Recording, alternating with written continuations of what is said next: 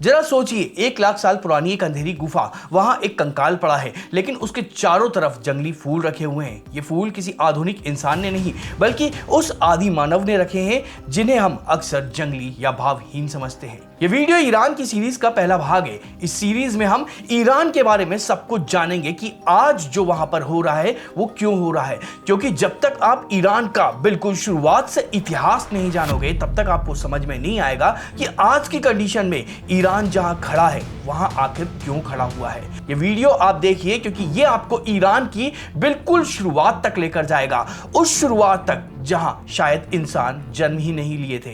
हम हमेशा सोचते हैं कि मिडिल ईस्ट सिर्फ तेल और संघर्ष का मैदान है, लेकिन इसका इतिहास किसी राजा या साम्राज्य से शुरू नहीं होता है। ये कहानी शुरू होती है करोड़ों साल पहले धरती के सीने में पड़ी एक भयानक दरार से। आज हम जिस जमीन को ईरान कहते हैं वो असल में पृथ्वी की सबसे बड़ी भौगोलिक दुर्घटना का एक नतीजा था। एक ऐसी दुर्घटना जिसने दुनिया का पहला प्राकृतिक किला बनाया, मौसम को हैक किया और इंसानी भावनाओं को जन्म दिया।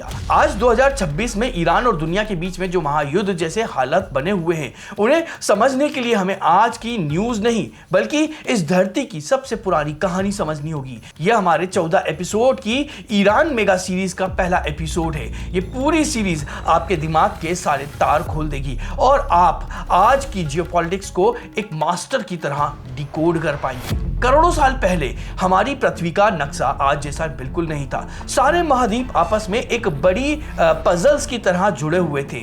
इस अकेले और विशाल जमीन के टुकड़े को विज्ञान में पैंजिया कहा जाता है। इसके चारों तरफ सिर्फ एक अनंत महासागर था, लेकिन जमीन के अंदर का उबलता हुआ मैग्मा शांत नहीं था। उसके अंदर पैदा हो रही थी थर्मल एनर्जी, बाहर आने के लिए तड़प रही थी। टेक्टोनिक प्लेट्स किसी उबलते हुए सूप पर तैरते हुए बिस्किट की तरह खिसक रहे थे। अगर आप इस सीरीज के आगे आने वाले एपिसोड को देखेंगे तो आपको समझ आएगा कि कैसे कुदरत का ये स्लो मोशन कार क्रैश आगे चलकर ईरान का सबसे बड़ा सुरक्षा कवच बना। इन्हीं पहाड़ों ने उन्हें सदियों तक हर बाहरी हमले से बचाया। फिर शुरू हुआ प्रकृति का सबसे बड़ा धीमा टकराव, एक स्लो मोशन कार क्रैश जो लाखों सालों तक चला। अरेबियन प्लेट उत्तर दिशा की तरफ खिसकती जा रही थी। उसका सीधा निशाना था यूरेशिया प्लेट। इन दोनों प्लेट्स के बीच में एक बहुत बड़ा उथला समुद्र हुआ करता था जिसे थेसिस ओशन कहते हैं। जैसे जैसे अरेबियन प्लेट ऊपर बढ़ी, यह समुद्र सिकुड़ने लगा। समुद्र का पानी या तो भाप बनकर उड़ गया या जमीन के अंदर चला गया, लेकिन पीछे छोड़ गया एक बहुत बड़ा रहस्य। आज मिडिल ईस्ट में जिस तेल के लिए जियोपॉलिटिक्स चेस गेम चल रहा है, वो आखिर आया कहां से है? वो इसी गायब हो चुके थेसिस समुद्र की देन है। समुद्र के खत्म होने से वहां के करोड़ों समुद्री जीव और वनस्पतियां जमीन के नीचे दफन हो गई। लाखों सालों के भयानक दबाव मतलब प्रेशर और हीट ने उन बायोलॉजिकल कोड को हमेशा के लिए बदल दिया। यही वो प्राकृतिक संपदा है जो भविष्य में पश्चिमी देशों की नजर में खटकेगा। और यही वजह है कि 1953 में अमेरिका एक बहुत बड़ा ऑपरेशन करेगा, जिसे हम आगे के एपिसोड में डिटेल से समझेंगे। लेकिन जब ये दो विशाल प्लेट्स आपस में पूरी तरह से टकराई तो जमीन मुड़ने लगी। विशाल चट्टानें एक दूसरे के ऊपर चढ़ने लगी। धरती का सीना फटकर आसमान की तरफ उठने लगा। एक खाली पड़े मैदान में ऐसी विशाल प्राकृतिक दीवार बन रही थी जिसने पूरे एशिया और यूरोप के मौसम का मिजाज बदल दिया। ये दीवार असल में थी क्या, और कैसे इन बर्फ से ढकी चोटियों के बीच धरती के सबसे अनोखे प्राणियों ने अपने कदम रखे? उस भयानक महाटकराव का सीधा रिजल्ट था एक विशाल पर्वत श्रृंखला जिसे हम जाग्रोस माउंटेन्स कहते हैं। जब अरेबियन प्लेट ने यूरेशिया प्लेट को धक्का मारा तो धरती का एक बहुत बड़ा हिस्सा सिकुड़ गया। इसे समझने के लिए सोचिए कि हम किसी भी बड़े मैट को मतलब किसी चादर को या फिर किसी दरी को या कालीन को दोनों तरफ से धक्का दें तो वो बीच में मुड़कर ऊपर उठने लगती है। बिल्कुल ऐसा ही हमारी धरती के साथ हुआ। लगभग 1500 किलोमीटर लंबी एक चट्टानी दीवार धरती के सीने फाड़कर बाहर आ गई।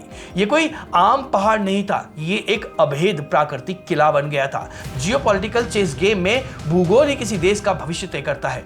आने वाले समय में जब इस क्षेत्र पर बाहरी सेनाओं का एक भयानक आक्रमण होगा, जिसके बारे में हम अपनी इस सीरीज के 5वें एपिसोड में गहराई से जानेंगे, तब यही जाग्रोस के पहाड़ वहां के बचे हुए लोगों को अपनी गहरी घाटियों में छुपने और सुरक्षित रहने का स्थान देगी। इन पहाड़ों ने सिर्फ लोगों की रक्षा ही नहीं की थी, इन्होंने पूरे मौसम सिस्टम को मतलब वेदर सिस्टम को हैक कर लिया था। जाग्रोस की ऊंची चोटियों ने भूमध्य सागर मतलब मेडिटेरियन सी की तरफ से आने वाली नमी भरे बादलों को बीच में ही रोक लिया। विज्ञान में इसे रेन शेडो इफेक्ट कहते हैं। इस प्राकृतिक रुकावट की वजह से पहाड़ों के पश्चिमी हिस्से में भारी बारिश होने लगी और उन वीरान पत्थरों के बीच बहुत ही खूबसूरत और हरी भरी घाटियां बनने लगी। इन्हीं सुरक्षित पहाड़ों के बीच में आगे चलकर दुनिया की सबसे पहली खेती की शुरुआत होगी। मनुष्य पहली बार शिकार करना छोड़कर जमीन में बीज बुना सीखेगा। लेकिन खेती शुरू होने से लाखों साल पहले एक बहुत गहरा रहस्य इन पहाड़ों में दफन हो रहा था। इन डरावनी गुफाओं में कोई और अपना घर बना चुका था। एक ऐसी प्रजाति, एक ऐसी स्पीसीज जो दिखने में हमारी तरह बिल्कुल नहीं थी, लेकिन वो औजार बनाना जानते थे, आग को कंट्रोल करना जानते थे और सबसे हैरानी की बात तो यह है कि वो अपने मरे हुए साथियों के शरीर के पास फूल रखते थे। आधुनिक मानव के आने से लाखों साल पहले इन अंधेरी गुफाओं में रहने वाले वो रहस्यमय लोग आखिर कौन थे? लाखों साल पहले जब जाग्रोस माउंटेन पूरी तरह से बन चुके थे, तब यह जगह एशिया, यूरोप और अफ्रीका के बीच में एक बहुत बड़ा ह्यूमन ब्रिज की तरह बन गई थी। सबसे पहले अफ्रीका से निकलकर होमो इरेक्टस ने इस पुल को पार किया और उसके बहुत लंबे समय बाद में इस जमीन पर एक और रहस्यमयी प्रजाति ने अपने कदम रखे। इसे हम निएंडरथाल्स कहते हैं। ये वो लोग थे जो आज से लगभग 1 लाख साल पहले इन पहाड़ियों की अंधेरी गुफाओं में रहते थे। लेकिन जब पुरातत्वविदों मतलब आर्कियोलॉजिस्ट ने ईरान की शानीदारी और बिसिस्तून की गुफाओं की खुदाई की, तो उन्हें कुछ ऐसा मिला जिसने इंसानी इतिहास के सारे पन्ने पलट दिए। उन्हें वहां निएंडरथैल्स के कंकाल मिले, लेकिन जो सबसे बड़ा और माइंड ब्लोइंग रहस्य था वो उन कंकालों के पास में रखी हुई चीजें थी। उन दफनाए गए शरीरों के ठीक पास और ऊपर कैमोमाइन और यारो जैसे जंगली फूलों के ढेर सारे कण मिले हैं। विज्ञान के अनुसार ये फूल औषधीय गुण भी रखते हैं। ये कोई संयोग नहीं था, ये एक ऐसा बायोलॉजिकल कोड था जो चीख चीख कर एक ही बात कह रहा था। एक ऐसी प्रजाति जिसे हम आदि मानव समझते थे, वो अपने साथियों के मरने पर उनके शरीर के पास फूल भी रख रही थी। इसका सीधा सा मतलब था कि निएंडरथाल्स के अंदर भी गहरे इमोशन थे। वो अपनों से प्यार करते थे, उन्हें मरने के बाद सम्मान देना जानते थे। शायद वो भी मौत के बाद किसी जीवन मतलब आफ्टर लाइफ में विश्वास करते हो। यह हमें बताता है कि भावनाओं की शुरुआत हमारे आधुनिक होमो सेपियन से बहुत पहले ही हो चुकी थी। इन जाग्रोस पहाड़ों ने सिर्फ मौसम को ही नहीं बदला, बल्कि उन्होंने इंसान की भावनाओं को भी सुरक्षित रखा था। यही वो सुरक्षित जगह थी जहां इंसान ने पहली बार प्रकृति को समझना शुरू किया था और अपने आसपास के वातावरण के साथ एक गहरा रिश्ता बनाया था। निएंडरथाल्स तो इस धरती से हमेशा के लिए गायब हो गए, लेकिन इन पहाड़ों ने एक और बहुत बड़ा चमत्कार अपने अंदर छुपा रखा था। एक ऐसा चमत्कार जिसने इंसानों को आदि मानव से सिविलाइज बनाने का रास्ता दिखाया। आखिर इंसान ने पत्थर के हथियारों को छोड़कर जमीन के बीच कैसे आ गए?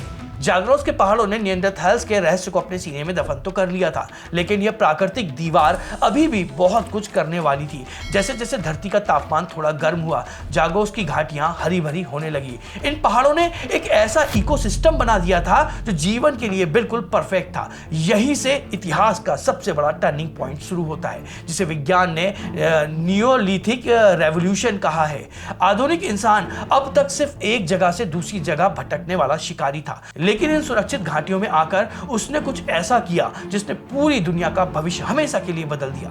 इंसानों ने पहली बार जंगली पौधों को समझा। उसने देखा कि कैसे एक छोटा सा बीज जमीन में गिरकर एक नया पौधा बन जाता है। यह सिर्फ एक बायोलॉजिकल ऑब्जर्वेशन नहीं था, यह इंसान का प्रकृति का मास्टरमाइंड बनने का पहला कदम था।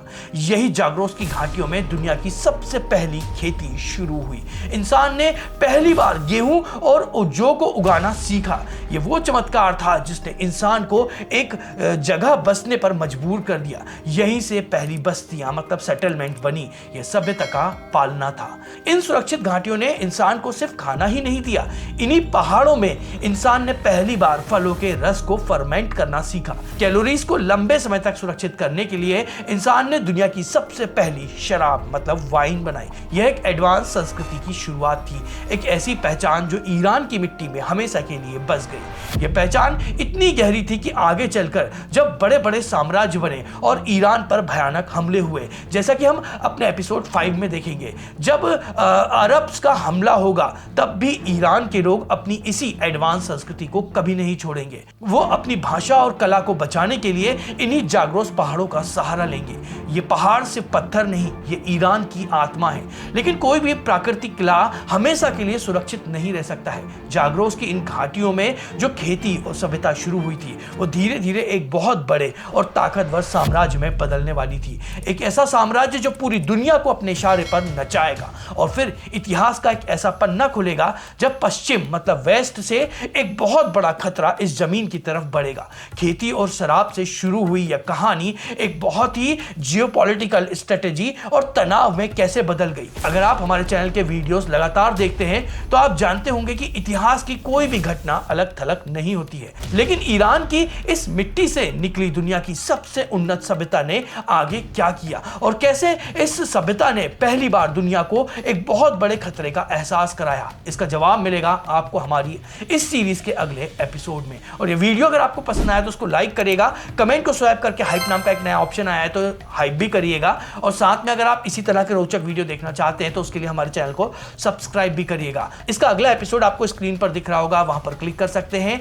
आप डिस्क्रिप्शन में जाएंगे तो वहां पर भी आपको अगले एपिसोड का लिंक मिल जाएगा और साथ में ही हम कमेंट में भी उसका लिंक डाल देंगे तो आप वहां पर भी जाकर देख सकते हैं। तो चलिए मिलते हैं अगले एपिसोड में।